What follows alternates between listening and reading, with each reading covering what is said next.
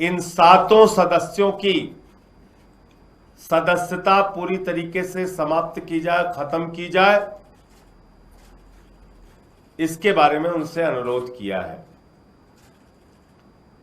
और उपराष्ट्रपति महोदय से, सभापति महोदय से मांग की है कि इसकी जल्द से जल्द सुनवाई करके और इस पे एक न्यायपूर्ण फैसला अपनी ओर से दें। यह क्यों जरूरी है? क्योंकि आप एक पार्टी से चुनकर आते हैं और उसके बाद ईडी का, सीबीआई का, जांच एजेंसियों का दुरुपयोग करके आपको तोड़ा जाता है और भारतीय जनता पार्टी जो इस खेल में माहिर है वो आपको अपने में मिला लेती है। ये लोकतंत्र के साथ भी धोखा है, पंजाब के लोगों के साथ भी धोखा और गद्दारी है, और साथ ही साथ देश के संविधान के साथ भी एक धोखा है और उसका मजाक उड़ाने की कार्रवाई है। अगर आप एक दल से चुने गए हैं और आपको कोई मतभेद है,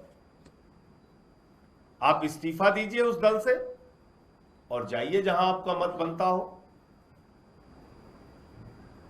लेकिन आप उसी पार्टी के एमएलए से चुने गए हैं जिसको आज बुरा भला कह रहे हैं आप। तो इसलिए इस याचिका से चेयरमैन साहब जल्द फैसला देकर इनकी सदस्यता रद्द करेंगे, ऐसी मैं उम्मीद करता हूं, ऐसा मैं भरोसा करता हूं। इस मामले में सर्वोच्च न्यायालय के भी कई निर्णय हैं जो स्पष्ट करते हैं कि कैसे इनकी सदस्यता जा सकती है, और संविधान की 10वीं अनुसूची में भी साफ तौर पे लिखा गया है कि इस प्रकार की किसी भी तोड़फोड़ की इजाजत भारत का संविधान नहीं देता है।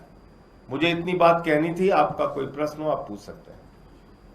सर, आपने कपिल सिब्बल का जिक्र किया, लेकिन उन्होंने इस बात की तरफ भी इशारा किया कि आप ठीक है पिटीशन दायर करें, फिर मामला कोर्ट में जाएगा, कहीं से भी आपको वो इंसाफ मिलने वाला नहीं। बात उन्होंने कल कही, पूरा प्रोसेस उन्होंने बताया अपनी प्रेस कॉन्फ्रेंस में कि कब क्या, किस मौके पे क्या होगा। तो ये आप क्या कोई मांग आपने बताने की है कि इसका जल्द निपटारा किया जाए, तो आपको लगता है कि इसका जल्द निपटारा होगा?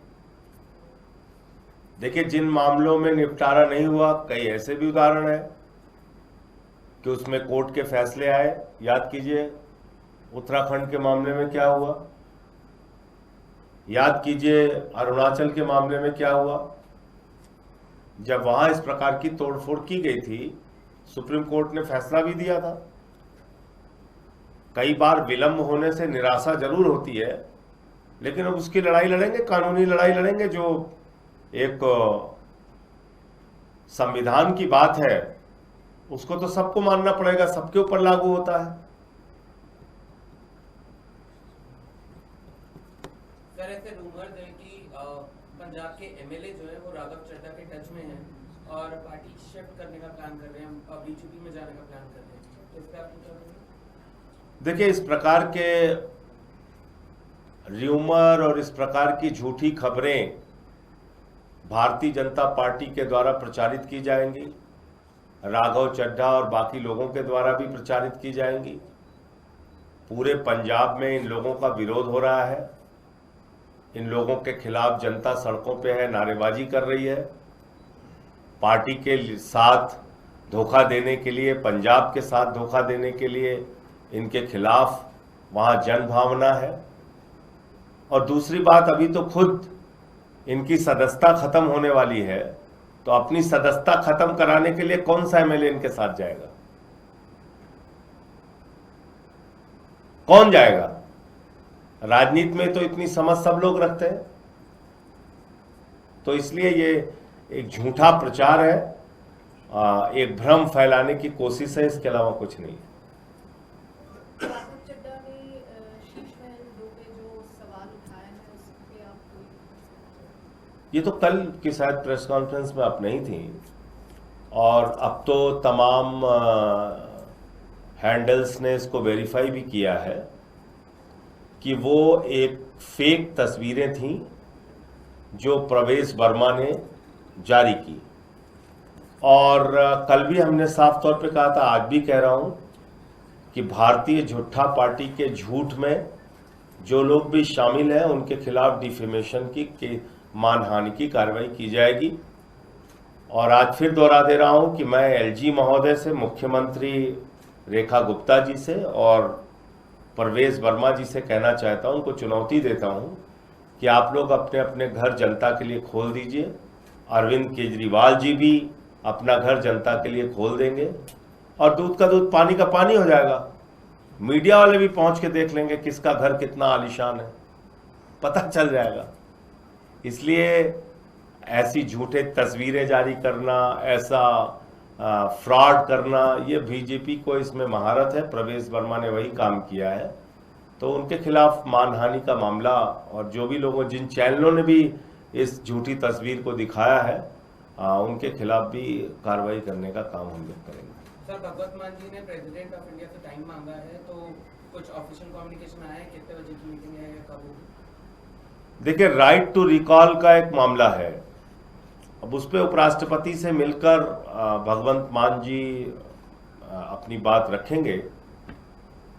राष्ट्रपति महोदया से समय मांगा है उन्होंने, और जिन एमएलएज ने चुना है, आज उनके साथ तो धोखा हो गया। अब वो एमएलएज दोबारा इन लोगों को बुला रहे हैं कि भाई अब आप वापस आ जाओ, तुमसे काम नहीं हो पाएगा, तो इस्तीफा दे देना चाहिए। तो ये राष्ट्रपति महोदया से पंजाब के मुख्यमंत्री ने इसीलिए समय मांगा है, और मुझे लगता है कि जैसे ही समय मिलेगा वो उनसे मुलाकात करके अपनी मांग रखेंगे। संजय जी, एक अलग मामला है, अमेरिकी राष्ट्रपति डिनर दे रहे थे, टकराव के दरमियान तो वहाँ एक गोली चली। हालांकि पूरे दुनिया के जो भी राष्ट्राध्यक्ष हैं उसकी निंदा कर रहे हैं। यार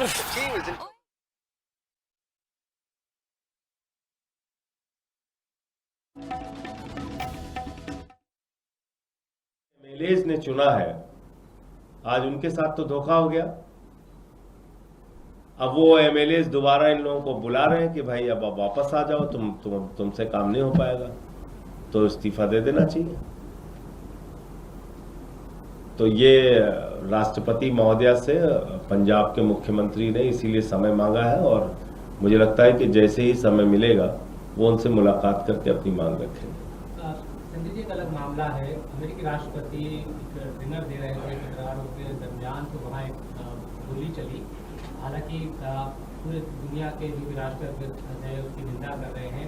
प्रधानमंत्री नरेंद्र मोदी का भी ट्वीट आया है कि लोकतंत्र में हिंसा की जगह नहीं है, लेकिन हम देखते हैं कई मामलों में उनकी खामोशी रहती है। इस मामले में उन्होंने भी अपनी राय व्यक्त की है, इस चीज़ को आप कैसे?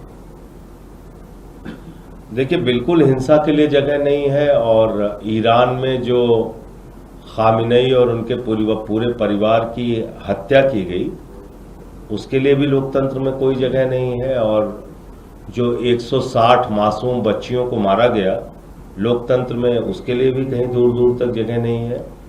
और जो अलग अलग देशों पे कब्जा करके वहाँ के राष्ट्रपतियों को गन पॉइंट पे उठाया जा रहा है, वेनेजुएला के राष्ट्रपति और उनकी पत्नी को, या जिस तरह से मानवता को कुचला जा रहा है, खत्म किया जा रहा है। पैलेस्टीन में बच्चे, छोटे छोटे